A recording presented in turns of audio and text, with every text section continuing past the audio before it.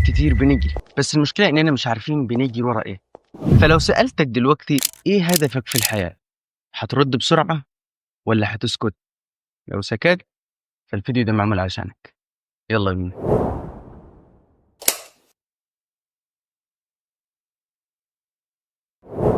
قبل ما أعرف هدفي لازم أعرف هو إيه لازمة إن أحط أهداف في حياتي أصلا.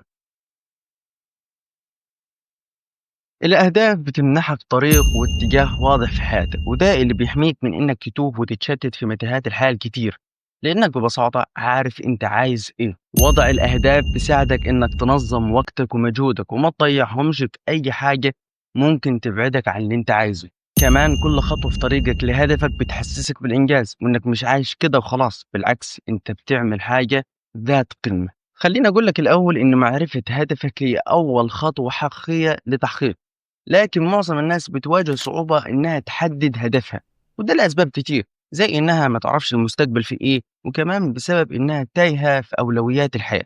لكن في خطوات عملية هتساعدك إن شاء الله إنك تكتشف الشيء اللي أنت عايز تحققه. واحد، اسأل نفسك بعض الأسئلة المهمة. هات ورقة وقلم واكتب: أنا بحب أعمل إيه. فكر في الأنشطة والحاجات اللي بتخليك مبسوط لما تعملها. كمان إيه الحاجات اللي شغلة تفكيرك؟ موضوع معين، مجال أنت مهتم بيه بشكل خاص. الأسئلة دي هتساعدك بشكل كبير. اتنين، ودي أكتر خطوة بتخليك تعرف هدفك: التجربة والتعلم.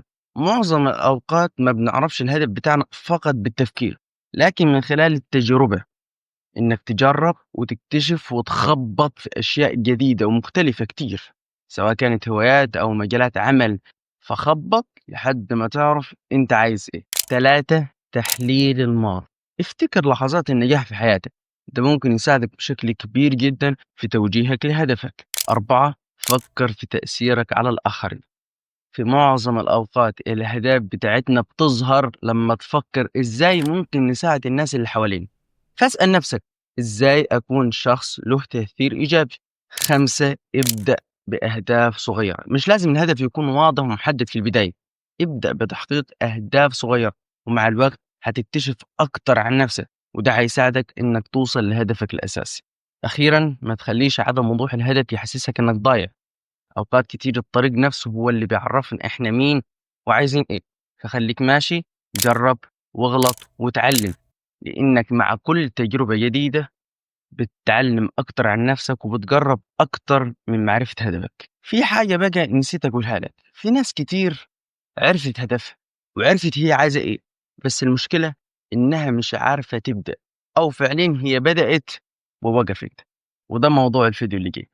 ما تنساش بقى تعمل لايك وتشترك في القناة وتفعل زر الجرس وتسيبنا تعليق براك أو موضوع حابب نتكلم فيه، وابعت الفيديو لكل حبايبك وعيد الفيديو تاني واكتب الخطوات في ورقة.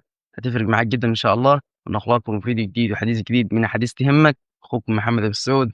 السلام عليكم.